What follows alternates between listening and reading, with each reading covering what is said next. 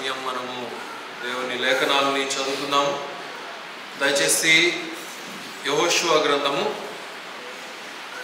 14వ అధ్యాయము, యెహోషువ గ్రంథము 14వ అధ్యాయము 7వ వచనాన్ని చదువుతున్నాను. దయచేసి గమనించండి. దేశమును వేగు చూచుటకు యెహోవా సేవకుడైన మోషే కాదేషు బర్నేయలో నుండి నన్ను పంపినప్పుడు నేను 40 ఏండ్ల వాడను. ఎవరికిని భయపడక నేను చూచినట్లే అతనికి వర్తమానము తెచ్చి. దేవుడి కొద్ది వాక్య భాగం దీవించిన రీతిగా చిన్న ప్రార్థన చేస్తాను. మమ్మల్ని మిక్కిలిగా ప్రేమించినటువంటి మా యేసయ్య, ఈ యొక్క మధ్యాహ్న కాలపు సమయంలో ఇంతవరకు ఆరాధన కార్యక్రమం అంతట్లో కూడా మీరే సర్వ మహిమ ఘనత పొంది ఉన్నారని నమ్ముచున్నామయ్యా. అలాగనే మా ప్రభువా, ఈ సమయంలో నాయన చదవబడినటువంటి లేఖన భాగమును మీరు దీవించండి. వాటిలో ఉండేటువంటి సత్యాలను పరిశుద్ధాత్మని యొక్క జ్ఞానము ద్వారా మాలో ఉన్న ప్రతి ఒక్కరి హృదయాలతో మీరే వినిపింపచేయండి నాయన. నిలువబడిన నేను మట్టివాడను మీ యొక్క సిలువ చాటును మరుగుపరిచి ఆత్మజ్ఞానము చేత మీరే మాకు ఆ దివ్య సంగతులను బోధించుదురని యేసుక్రీస్తు వారి అతి శ్రేష్టమైనటువంటి నామంలో స్తుతించి వేడుకొనుచున్నాము తండ్రి, ఆమేన్. ప్రభునందు ప్రియులారా, ఇక్కడ మధ్యాహ్న కాలపు సమయంలో మనకు ధ్యానాంశంగా కాలేబు యొక్క జీవిత చరిత్రను పరిశుద్ధాత్ముడు మన జ్ఞాపకానికి తీసుకొని వస్తున్నాడు. కాలేబు మరి దేవుని ద్వారా నడిపించబడినటువంటి వాడు, దేవుని ద్వారా విమోచించబడినటువంటి వాడు. అలాగే మోషేకు యెహోషువకు ఇరువురికి కూడా సహాయకుడుగా అనేక సందర్భాల్లో మరి యుద్ధాలలో కావచ్చు, అనేక సమయాల్లో దేవుని ద్వారా ప్రేరేపించబడినటువంటి వాడై వారికి సహాయకుడుగా ఉన్నటువంటి వాడుగా మనం చూడగలుగుతూ ఉంటున్నాం. మోషే కాలంలో ఉన్నాడు, తర్వాత యెహోషువ యొక్క కాలంలో కూడా ఈ వ్యక్తి ఒక మంచి నాయకుడుగా, అలాగే మంచి సహాయకుడుగా కూడా మనం ఇక్కడ దేవుని యొక్క లేఖనాల ద్వారా మనం చూడవచ్చు. చాలా కొంచెమే ఆయన గురించి రాయబడి ఉన్నా ప్రతి రాయబడినటువంటి మాటలో నుండి మనం నేర్చుకోదగినటువంటి బలమైనటువంటి ఆత్మీయ అనుభవాలు మనం గ్రహించవచ్చు.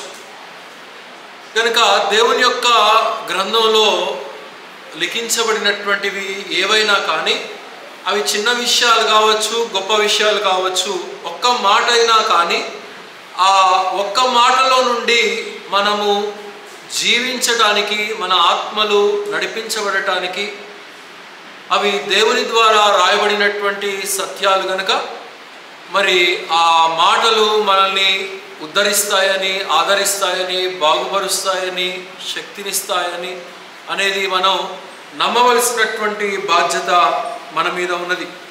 అయితే ఈయన గురించినటువంటి జీవిత సత్యాలు కొన్ని మనం క్లుప్తంగా ఎక్కువ సమయం తీసుకొని కానీ కొద్ది సమయం మాత్రమే మనం చూసుకుందాము. ఇక్కడ మొదటిగా మనం గమనించినట్లయితే ద్వితీయోపదేశ కాండానికి త్రిప్పండి. ద్వితీయోపదేశ కాండము 4వ అధ్యాయము 20వ వచనం. ద్వితీయోపదేశ కాండము 4వ అధ్యాయము 20వ వచనం.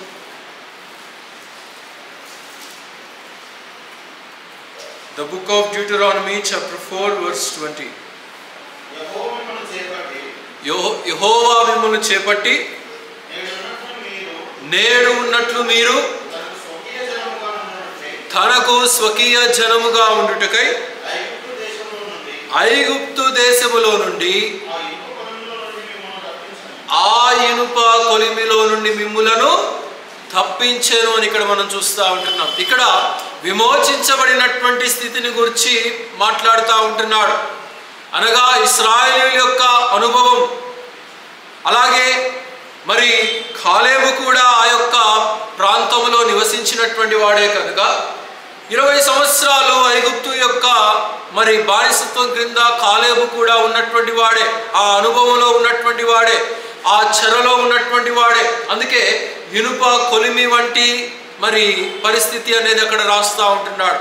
కనుక ఐగుప్తు బానిసత్వము ఎంత క్రూరమైనటువంటిదో, పాపమనబడినటువంటి బానిసత్వము కూడా అంతకంటే క్రూరమైనటువంటిది అనేది మనం ఇక్కడ అర్థం చేసుకోవాలి.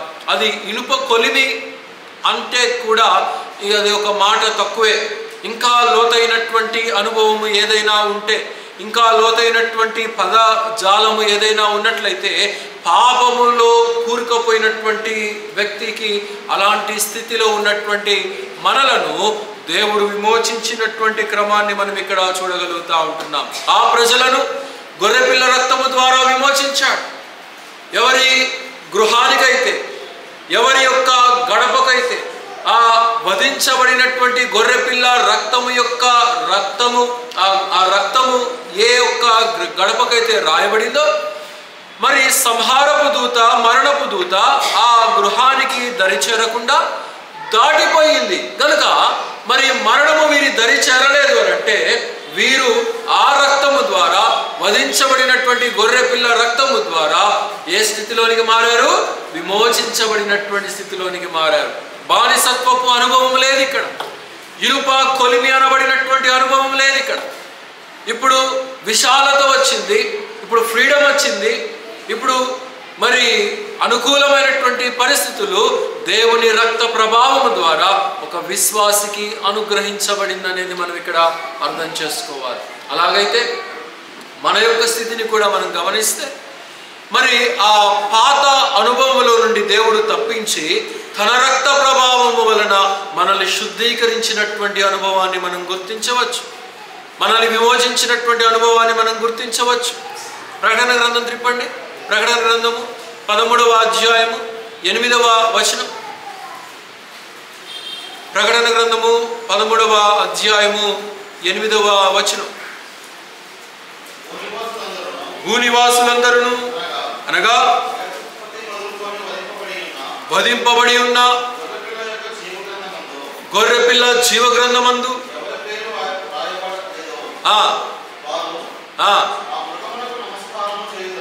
చాలండి. కనుక జగదుత్పత్తి మొదలుకొని మరి ఆ వధించబడినటువంటి గొర్రెపిల్ల రక్తముతో శుద్ధీకరించబడినటువంటి వారికేమో విమోచన, శుద్ధీకరించబడినటువంటి వారికేమో నరకము. కనుక పాపమనబడినటువంటి ఆ యొక్క బానిసత్వంలో ఉన్నటువంటి వ్యక్తి, రాలేకుండా ఉన్నటువంటి వ్యక్తి, అందులోనే ఉండాలని ఇష్టపడేటువంటి వ్యక్తికి మరి మరణము జీవగ్రంథంలో పేరు రాయబడదు అనేది మనం ఇక్కడ అర్థం చేసుకోవచ్చు. అయితే విమోచించబడినటువంటి మనకు కాలేబు అలాంటి అనుభవంలో నుండి వచ్చినటువంటి వాడిగా మనం చూస్తూ ఉంటున్నాం. ఆయన విమోచించబడినటువంటి వాడై మరి దేవుని గొర్రెపిల్ల రక్త ప్రభావము చేత ఆయన ఆ స్థితి కలిగి ఉన్నట్లుగా మనం చూస్తూ ఉంటున్నాం. అలాగే మనకు కూడా గొర్రెపిల్ల రక్త ప్రభావము మరి వర్తిస్తుందనేది మనం ఇక్కడ అర్థం చేసుకోవచ్చు. ఎఫెసీయులకు రాసిన పత్రిక 1వ అధ్యాయము 7వ వచనం. ఇవన్నీ మనం ఆరాధనలో చెప్పుకునేటువంటి అంశాలే. ఎఫెసీయులకు రాసిన పత్రిక 1వ అధ్యాయం 7వ వచనం. దేవుని యొక్క కృపా మహదైశ్వర్యమును బట్టి ఆ ప్రియుని యందు ఆయన రక్తము వలన, చాలండి. గనుక ఆ ప్రియుని యందు అనుగ్రహించబడినటువంటి ఆయన యొక్క పరిశుద్ధమైనటువంటి రక్తము చేత మనకు విమోచనము కలిగింది. కనుక మనం ఇప్పుడు ఆరాధిస్తున్నాము అనంటే, మనం ఇప్పుడు ఆయనను సేవించగలుగుతున్నాము అనంటే, ఆయన మందిరములో ప్రతి ఆదివారమున నిర్భయముగా ప్రవేశించి, అంతకు మునుపు ఉన్నటువంటి జనాంగము, పాత నిబంధనలో ఉన్నటువంటి జనాంగము, వారు దేవుని సముఖానికి రావాలంటే భయపడేటువంటి వారు.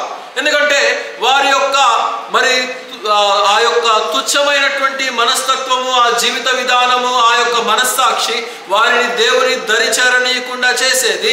కాకపోతే వధించబడినటువంటి గొర్రె బలి అర్పించబడుట చేత వారి యొక్క పాపానికి కేవలము తాత్కాలికంగా నివృత్తి మాత్రం కలిగేది. కానీ దేవుడు క్రొత్త నిబంధన కాలంలో నివసిస్తున్నటువంటి మనకు ఇటర్నల్ సాల్వేషన్ని, ఇటర్నల్ రిడెంప్షన్ని, ఆ యొక్క విమోచనాన్ని యుగయుగాలుగా ఆయన మనకు మరి అర్పిస్తున్నట్లుగా మనం ఇక్కడ గమనించగలుగుతా ఉంటున్నాం. అలాగైతే విమోచించబడినటువంటి స్థితిలోనికి చేర్చబడినటువంటి విశ్వాసులము మనం అనేది మనం ఇక్కడ గమనించాలి. పాపము యొక్క స్థితి నుండి విమోచించబడినటువంటి స్థితి. కాలేబు కూడా బానిసత్వపు స్థితి నుండి విమోచించబడినటువంటి స్థితిలోనికి మార్చబడినటువంటి అనుభవంగా మనం ఇక్కడ చూడగలుగుతా ఉంటున్నాం. రెండవదిగా మనం చూసినప్పుడు యెహోషువ గ్రంథంలోనే ఇక్కడే మనం 14వ అధ్యాయము 8వ వచనం మనం చూస్తే చూడండి. 8వ వచనం, నాతో కూడా బయలుదేరి వచ్చిన నా సహోదరులు జనుల హృదయములను కరుగ చేయగా నేను నా దేవుడైన యెహోవాను నిండు మనస్సుతో అనుసరించి తిని అని ఇక్కడ తెలియచేస్తా ఉంటున్నాడు. రెండవదిగా కాలేబు విమోచించబడినటువంటి వాడు మొదటిగా. రెండవదిగా నిండు మనస్సుతో ప్రభువును వెంబడించినటువంటి వాడు. హాఫ్ మైండ్ కాదు, హాఫ్ స్పిరిట్ కాదు, హాఫ్ నాలెడ్జ్ కాదు. కనుక అర్థమైనటువంటి జ్ఞానంతో మరి ఒక పూర్తి అవగాహన లేకుండా ఒక సబ్జెక్ట్ మీద మనం వెళ్ళి ఎగ్జామ్ రాయాలని కనుక మనం ప్రయత్నిస్తే దానికి ఉన్నటువంటి జవాబులను మనం సరిగ్గా రాయలేం.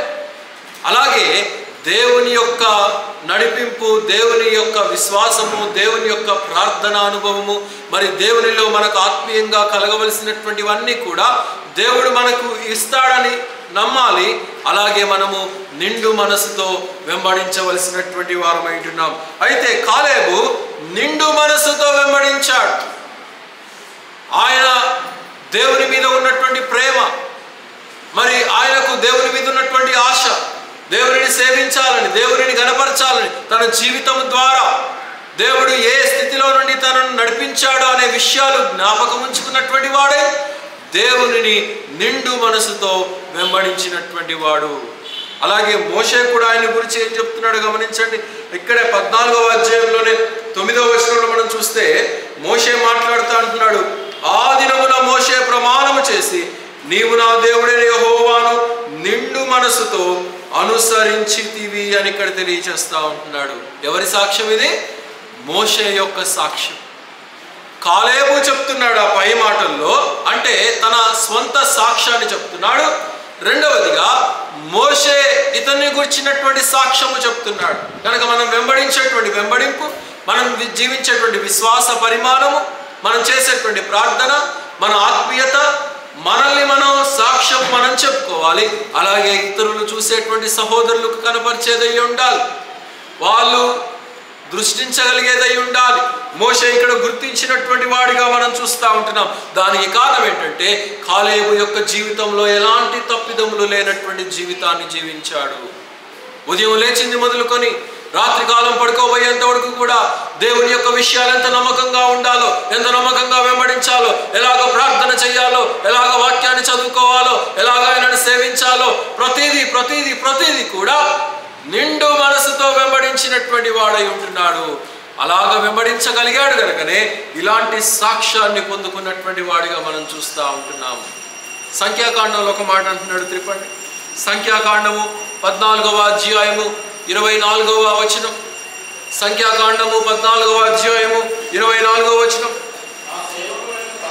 నా సేవకుడైన కాలేబు మంచి మనస్సు కలిగి పూర్ణ మనస్సుతో నన్ను అనుసరించెను ఇక్కడ మనం చూస్తూ ఉంటున్నాం. ఇది దేవుడు పలికేటువంటి సాక్ష్యము.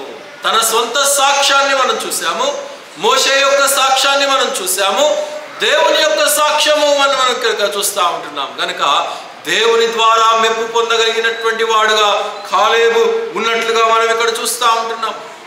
దేవుని ద్వారా ఇతడు నిండు మనసుతో నన్ను వెంబడించినటువంటి వ్యక్తి. అలాగ పరిశుద్ధ గ్రంథంలో అనేక మంది ఉన్నారు. మోషేనే మనం ఉదాహరణగా తీసుకుంటే, మోషే నా ఇల్లంతటిలో కూడా నమ్మకమైనటువంటి వాడని దేవుని ద్వారా సాక్ష్యము పొందినటువంటి వాడిగా మనం చూస్తూ ఉంటున్నాం. దానియేలును మనం జ్ఞాపకం చేసుకుంటే, దానియేలు ఎలాంటి వాడిగా ఉన్నాడు? హృదయానుసారుడా, బహుప్రియుడు. దావీదు ఎలా ఉన్నాడు? హృదయానుసారుడు. కనుక కన్ఫ్యూజ్ అవ్వద్దు. దావీదేమో దేవుని యొక్క హృదయానుసారుడు, దానియేలేమో బహుప్రియుడుగా ఉన్నట్టుగా ఉన్నాడు. కనుక మనం వీరిలో ఉన్నటువంటి ఒక్కొక్క క్వాలిటీని మనం తీసుకొని మనం కనుక ఆ రీతిగా జీవించగలిగినట్లయితే మరి మనకు కూడా ఈ పేర్లన్నీ కూడా దేవుని ద్వారా మనము పొందుకోవడానికి అవకాశం ఉంటుంది. కనుక వారు జీవించినటువంటి జీవిత విధానము నిండు మనస్సుతో వారు ప్రభువును జీవించారు. అంటే ఉదయం లేచింది మొదలుకొని they gave priority to God. మన పనులన్నీ ప్రక్కన పెట్టేశారు, సొంత పనులు పక్కన పెట్టేశారు, దేవునికే ప్రాముఖ్యత. అంటే హృదయంలో అలాంటి ప్రేమ ఉన్నప్పుడు ఆటోమేటిక్గా ప్రాముఖ్యత అనేది దేవునికి మనం ఇవ్వగలుగుతాం. ఒకసారి ఒక వ్యక్తి చాలా బిజీగా మరి ఫ్లైట్ అందుకోవాలని చెప్పి వెళ్ళిపోతూ ఉంటున్నాడు. ఎందుకంటే మరి ఇమీడియట్గా తనకు ఒక కాన్ఫరెన్స్ ఉంది, ఒక ముఖ్యమైనటువంటి డెలిగేట్స్ వస్తున్నారు ఆ యొక్క మీటింగ్కి. ఆ కాన్ఫరెన్స్ కనుక మిస్ అయితే చాలా కోల్పోతాడు, ఈయన ఉద్యోగపరంగా కోల్పోతాడు, అలాగే మరి అనేక విషయాలలో కోల్పోతాడు.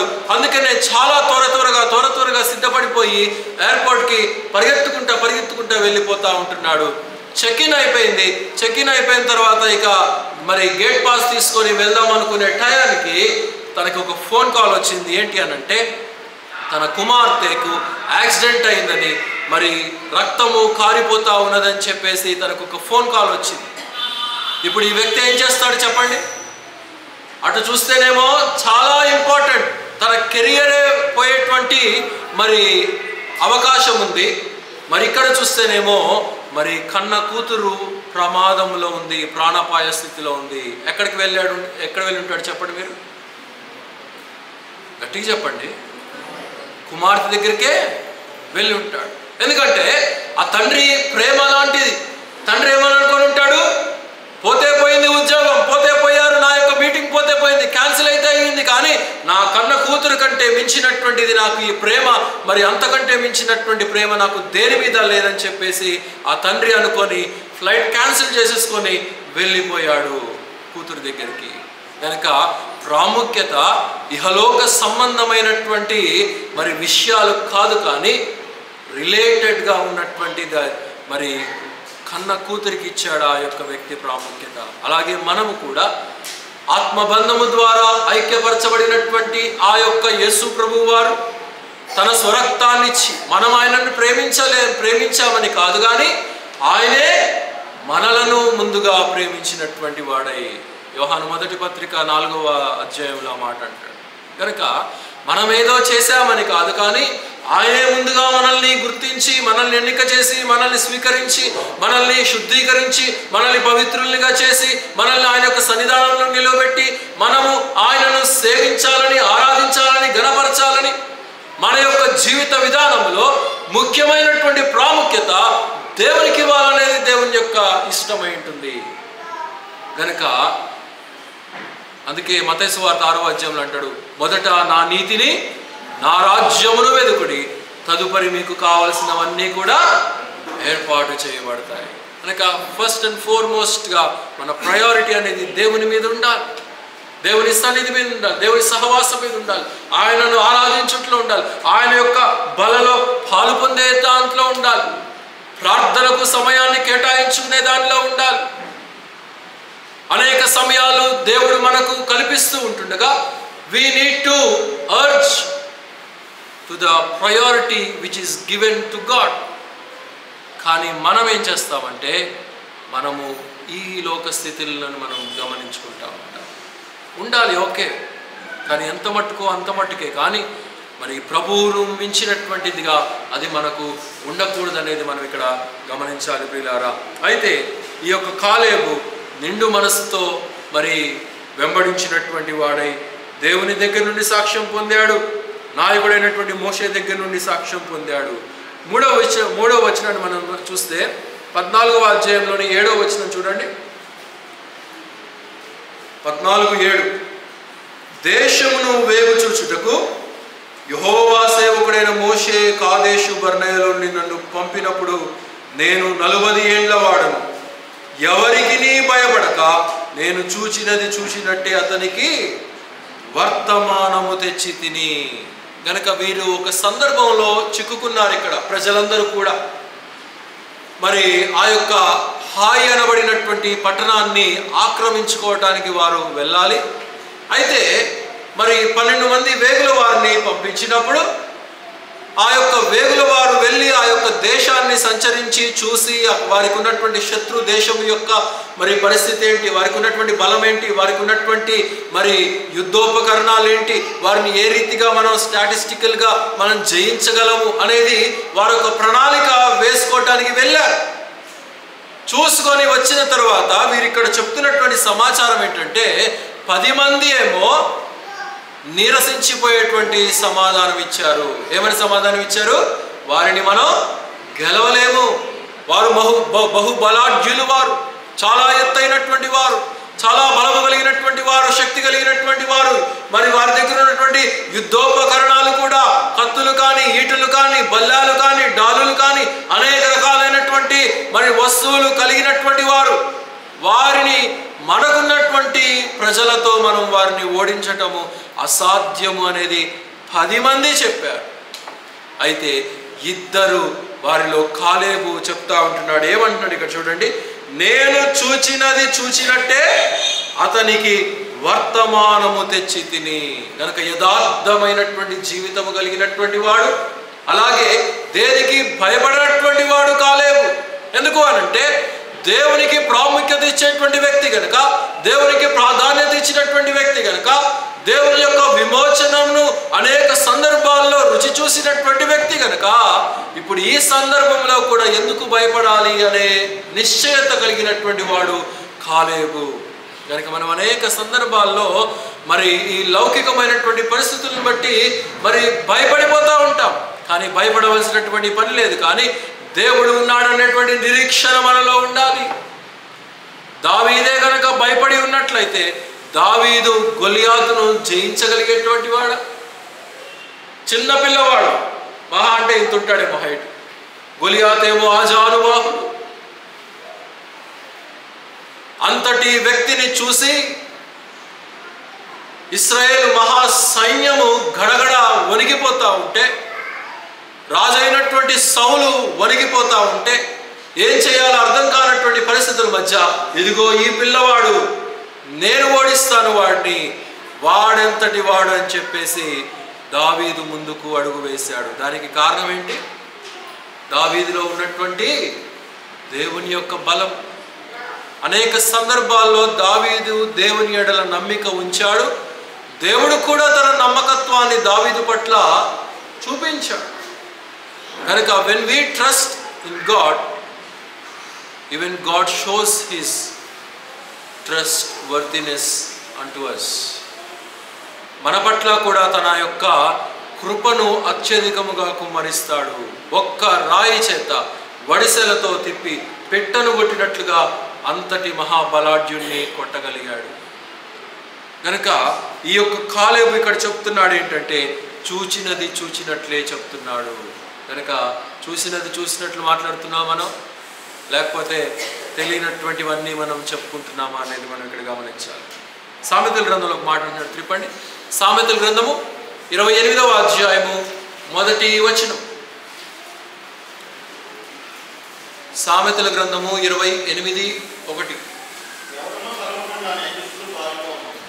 ఎవడును తరుమకుండానే దుష్టుడు పారిపోవును అని అంటున్నాడు. ఎట్లా పారిపోతాడు? దేవుడే ఆ యొక్క కార్యాన్ని చేయగలిగినటువంటి వాడు. ఇశ్రాయేలీయుల యొక్క జీవితాన్ని మనం అనేక సందర్భాల్లో మనం చూస్తే, అలాగే పాత నిబంధన గ్రంథంలో అనేక మంది భక్తుల యొక్క చరిత్రను మనం చూస్తే, చాలామంది యుద్ధము చేయకుండానే శత్రువులు చనిపోయారు.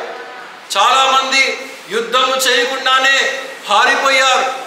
చాలామంది యుద్ధము చేయకుండానే సైన్యం అసలు భయపడి వారి దరికి కూడా రాలేదు అనే విషయాలు మనము దేవుని యొక్క లేఖనాల ద్వారా మనం గమనించవచ్చు.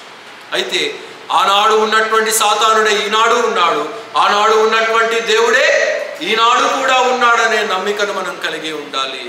అందుకే మనలో ఉన్నటువంటి వాడు గొప్పవాడు అనేటువంటి మాటలు మనం చెప్పుకుంటా ఉంటాం.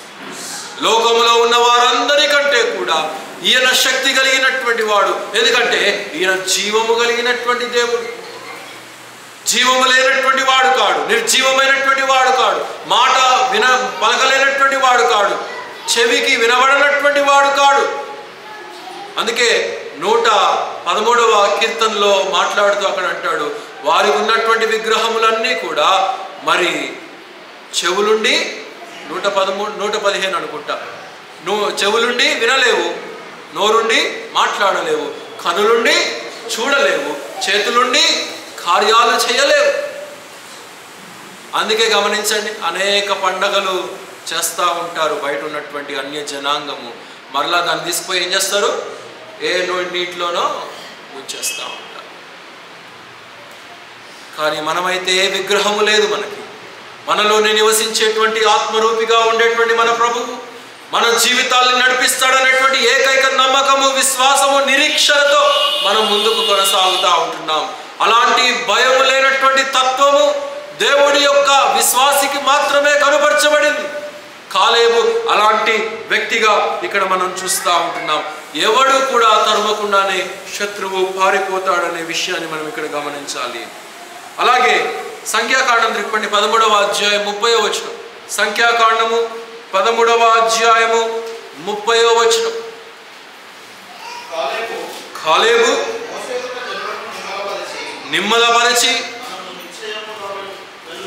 మనము నిశ్చయముగా వెళ్ళుదము, దానిని స్వాధీనపరుచుకుందుము.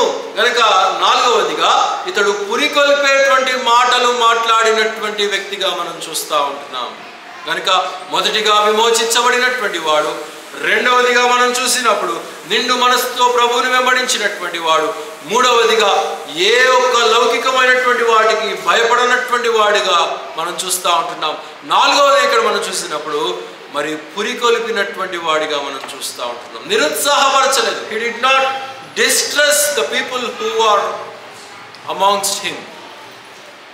నిరుత్సాహపడిపోయేటువంటి మాటలు. మొన్న ఒకరెవరో ఇక్కడ వేరే కాలనీలో ఉంటే, వేరే అన్యురాలు అనుకోండి, గ్లోరీకి కాల్ చేసిందంట. గ్లోరీకి కాల్ చేసి, ఏమమ్మా ఇంక అంతా అయిపోయింది కదా, మీ డాడీ లేడు, మమ్మీ లేడు, ఇంకేం చేస్తావులే, నీకు ఆడ ఉద్యోగం కూడా లేదు అని చెప్పేసి నిరుత్సాహపరిచే విధంగా మాట్లాడిందంట. కనుక ఇలాంటి వ్యక్తులు నివసించేటువంటి సొసైటీలో మనము నివసిస్తూ ఉంటున్నాం.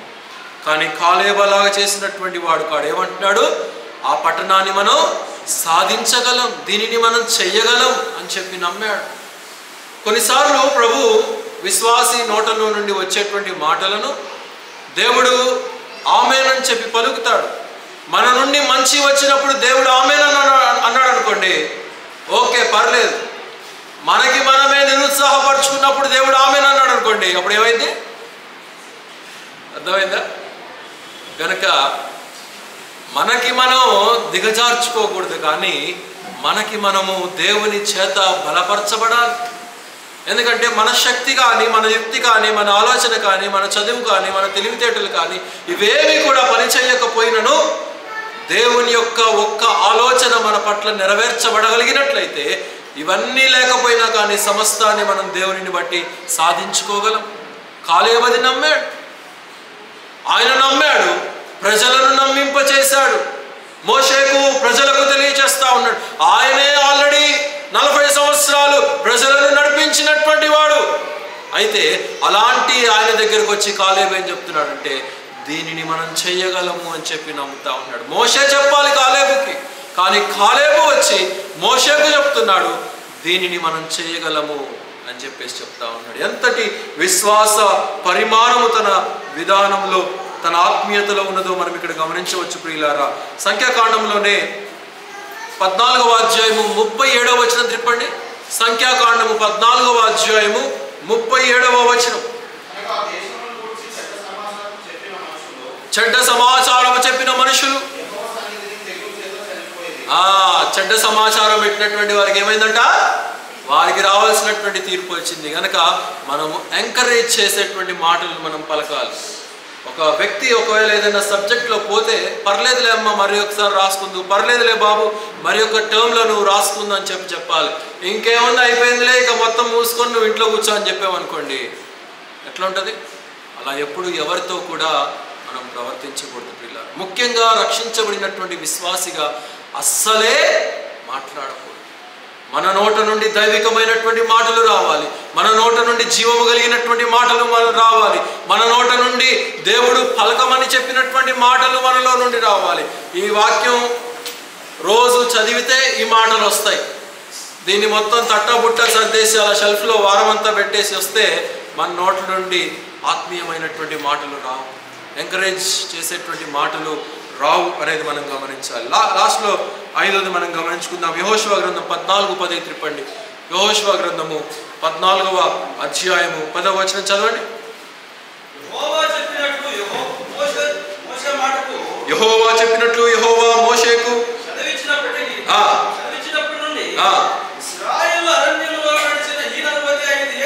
ఇశ్రాయేలీలు అరణ్యములో నడిచిన ఈ 45 ఏండ్లు ఆయన నన్ను సజీవునిగా కాపాడి ఉన్నాడు. ఇదిగో నేనిప్పుడు 80 ఏండ్ల అయిన వాడను.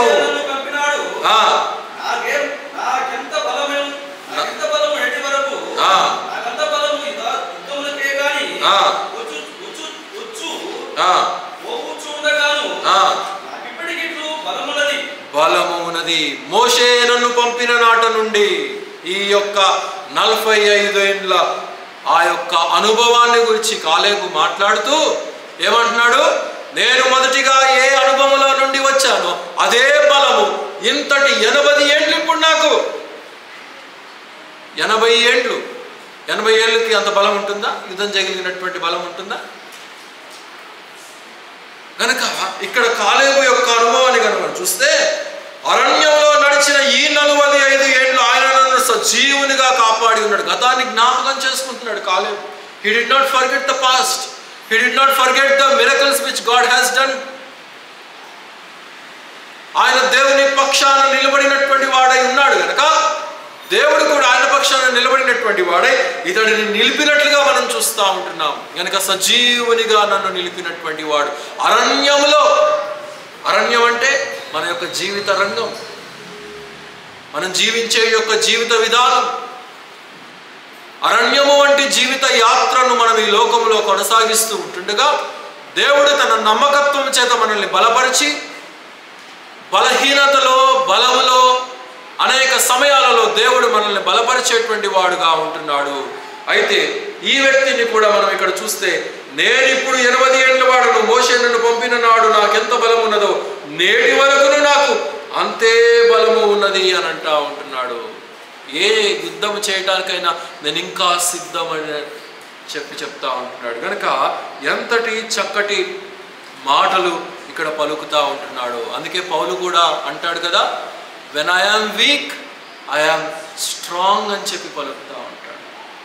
నేను ఎప్పుడు బలహీనుడుగా ఉన్నానో అదే సమయంలో బలవంతుడుగా ఉంటున్నాను. ఎందుకంటే ఈ లోకంలో చూసేటువంటి వారికి నేను బలహీనుడిగా కనపడవచ్చు, ఈ లోకంలో చూసేటువంటి వారికి నేను రోగిగా కనపడవచ్చు, ఈ లోకంలో ఉన్నటువంటి వారికి నేను కుంటుతున్నట్లుగా కనపడవచ్చు. పౌలు యొక్క అనుభవం, ఆ విషయాలు నేను బైబిల్ క్లాస్లో కూడా చెప్పాను ఇదివరకు. కానీ ఆత్మీయమైనటువంటి ఆ యొక్క వెలుగును చూసినప్పుడు, సంఘముల పట్ల ఆయనకున్నటువంటి ఆశను చూసినప్పుడు, విశ్వాసుల పట్ల ఆయనకున్నటువంటి ప్రేమను చూసినప్పుడు, దేవుని యొక్క పరిచర్య పట్ల ఆయనకున్నటువంటి ఆసక్తిని చూసినప్పుడు ఇతడు బలహీనుడు కాడండి, ఇతడు బలవంతుడు అని చెప్పేటువంటి సాక్ష్యాన్ని పౌలు కనపరుచుకోగలిగాడు. వారు కనపరుచుకోగలిగినప్పుడు ఇంతటి విజ్ఞానము కలిగి, ఇంతటి అనుకూలతలు కలిగి, ఇంతటి అనుభవాలను దేవుడు మనకిస్తూ ఉంటుండగా వై కాంట్ వి లర్న్? మనం ఎందుకు సాధించుకోలేం? కాలేబు లాంటి అనుభవము, మనం విమోచించబడినటువంటి వారము, మనము విమోచించబడినటువంటి స్థితిలోనికి ఉన్నటువంటి వారము. అలాగే కాలేబు లాంటి అనుభవం నిండు మనస్సుతో, కనుక ఒకవేళ మనలో ఆ నిండు మనస్సుతో వెంబడించేటువంటి ఫస్ట్ అండ్ ఫార్మోస్ట్గా ఆయనకు మనం ప్రాముఖ్యత ఇవ్వగలిగినప్పుడు ఆటోమేటిక్గా నిండు మనసుతో వెంబడించేటువంటి తత్వం మనలో నేర్పించుకునేటువంటి వారం అవుతాం. ఎవరో వచ్చి నేర్పించరు, మనకి మనమే ఎక్సర్సైజ్ చేసుకోవాలి. జిమ్కి వెళ్ళేటువంటి వారు ఇక్కడ చాలామంది ఉన్నారు. నేను ఇదివరకు పోయాను అనుకోండి. జిమ్కి వెళ్ళినప్పుడు అక్కడ ట్రైనర్ ఉంటాడు. ఆ ట్రైనర్ ఏం చేస్తాడు, ఏదో ఒక 5-10 నిమిషాలు మాత్రమే ఇలా చేయరా బాబు, అలా చేయరా బాబు అని చెప్పేసి వెళ్ళిపోతాడు. ఆ వ్యాయామం చేయవలసినటువంటి బాధ్యత ఎవరిది? ఈ వెళ్ళేటువంటి వ్యక్తిది. కనుక దేవుడు వాక్యాన్ని ఇచ్చాడు, సేవకులను ఇచ్చాడు, కొన్ని సత్యాలు మనకు నేర్పిస్తాడు. అయితే వాటిల్లో నిలిచి ప్రాక్టీస్ చేయవలసినటువంటి బాధ్యత ఎవరిది? మనది. కనుక కాలేబు నిండు మనసుతో వెంబడించగలిగాడు అంటే కాలేబు ప్రాక్టీస్ చేశాడు, కాలేబు ఎక్సర్సైజ్ చేశాడు, కాలేబు నేర్చుకోవాలనేటువంటి మనసు తనలో ఉన్నది కనుక అలాగూ నేర్చుకోగలిగాడు. అలాగే కాలేబు దేనికి భయపడినటువంటి వాడు కాడు లౌకికమైనటువంటి పరిస్థితులు. 4వదిగా కాలేబు అనేక మందిని మోషేను సహితము పురికొల్పినటువంటి అనుభవంగా ఇక్కడ మనం చూస్తూ ఉంటున్నాం. 5వదిగా నేను మొదటిలో ఉన్నటువంటి బలమే నాకు ఇప్పుడు కూడా ఉన్నది. మన్నాను తిన్నటువంటి వారు అనేక మంది నశించిపోయారు. పరలోకపు ఆహారాన్ని తిన్నటువంటి వారు అనేక మంది రాలిపోయారు. కానీ మోషేలో దేవుని యొక్క ప్రభావం ఉన్నట్లుగా, కాలేబులో దేవుని యొక్క ప్రభావం ఉన్నట్లుగా మనలో కూడా వాక్య ప్రభావము ఉండాలి. మనకిదే పరలోకపు మన్నా, మనకిదే పరలోకపు ఆహారము, మనకిదే పరలోకపు జీవాహారము. అందుకే యేసుప్రభువు వారు అంటారు, నేనే జీవాహారమునై ఉంటున్నాను. నన్ను తినువాడు ఎన్నడూ కూడా ఆకలి దప్పులు ఇంకా ఉండవు. నన్ను త్రాగువాడు ఇంకెప్పటికీ కూడా దప్పి అనేటువంటి నాకు దాహం అని చెప్పి ఎవడు కూడా ఇంకెప్పటికీ చెప్పడు. గనక ఆయనను మనం తినాలి, ఆయనను మనం త్రాగాలి, ఆయనను మనం సేవించాలి, ఆయనను మనం ఆరాధించాలి. కనుక అలాంటి జీవిత అనుభవం మనం కలిగి ఉన్నప్పుడు కాలేబు ఉన్నటువంటి అనుభవము మనలో కూడా సార్థకత చెందుతుంది. అలాగున చెందుట ద్వారా దేవుని దగ్గర నుండి మెప్పును మనం పొందుకోగలుగుతాం. కనుక దేవుని కొద్ది మాటలు నిండాలుగా మనందరి హృదయాల్లో మరి దీవించునుగాక. ముగింపు ప్రార్థన చేసుకొని మనం సెలవు తీసుకుందాం.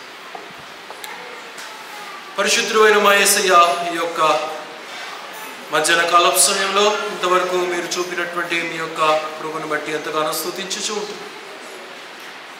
మా వినికిడిలో చదవబడినటువంటి లేఖన భాగములలో ఉన్నటువంటి కొన్ని సత్యాలను కాలేబు యొక్క జీవితం ద్వారా మీరు మాతో మాట్లాడిన విధానాన్ని బట్టి ఎంతగానో స్తుతించుచూ ఉంటున్నాం. తన పేరులో ఉన్నటువంటి అర్థాన్ని, అదే నమ్మకత్వాన్ని మరి మీరు కనుపరిచారు జీవితకాలం అంతా కూడా. అలాగే విశ్వాసిగా మీరు కూడా మమ్మల్ని విమోచించారు.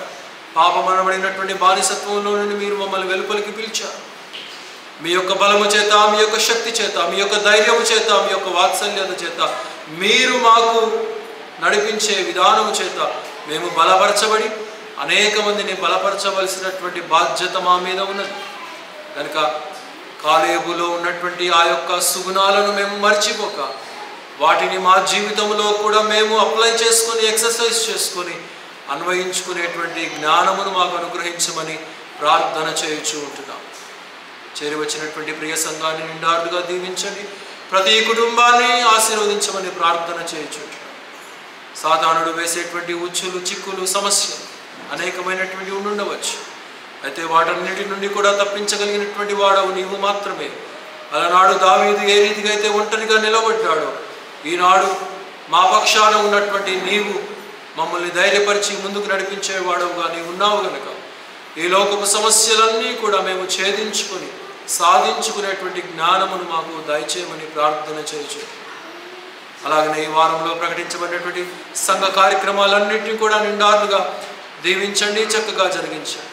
అలాగే వర్షాలు కూడా గడిచినటువంటి 10 రోజులుగా పడుతూ అనేక ప్రాంతాలలో ఉన్నటువంటి ప్రజలను మరి ఇబ్బందులకు గురి చేస్తూ ఉంటున్నది. నాయన, మీ యొక్క దయను కుమ్మరించమని, మీ యొక్క కనికరాన్ని కుమ్మరించమని ప్రార్థన చేయుచుంటున్నాం. ప్రాణ నష్టము, ఆస్తి నష్టము కలగకుండా మీ యొక్క సహాయం అనుగ్రహించమని ప్రార్థన చేయుచుంటున్నామయ్యా. అలాగే ప్రియ బిడ్డలు వారి గృహాలకు వెళ్ళవలసి ఉంటుండగా మీ యొక్క క్షేమముతో నింపండి. చంటి బిడ్డలకు కావలసినటువంటి మెండైనటువంటి ఆరోగ్యాన్ని అనుగ్రహించమని ప్రార్థన చేయుచుంటున్నాం. ఎలాంటి జలుబులు కానీ, జ్వరాలు కానీ, ఎలాంటి అనారోగ్య పరిస్థితులు నెలకొనకుండా మీ యొక్క సహాయం అనుగ్రహించమని ప్రార్థన చేయొచ్చు. అలాగే యూట్యూబ్ ద్వారా కూడా అనేక ప్రాంతాల నుండి మా యొక్క సంఘ కార్యక్రమాలను వీక్షిస్తున్నటువంటి బిడ్డలందరినీ కూడా నిండాలుగా దీవించండి. ఇంకా అనేక మంది మా యొక్క ఛానల్కు సబ్స్క్రైబ్ చేసుకొని అనేక మంది వీక్షించి దీవెన పొందడానికి మీ యొక్క సహాయం అనుగ్రహించండి. ఈ మధ్యాహ్న కాలశ్రీలో మీ యొక్క దీవెన ఆశీస్సులతో మమ్మల్ని నింపి మీరే మమ్మల్ని నడిపించుదురు. యేసుక్రీస్తు వారి అతి శ్రేష్టమైనటువంటి నామములో స్తుతించి ప్రార్థించి అడిగి వేడుకొనుచున్నాము తండ్రి, ఆమేన్.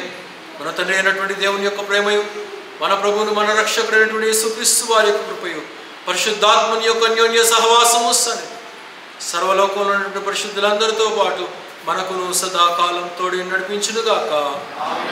ఆమేన్. అందరికీ వందనాలండి. సెలవు తీసుకుంటాం.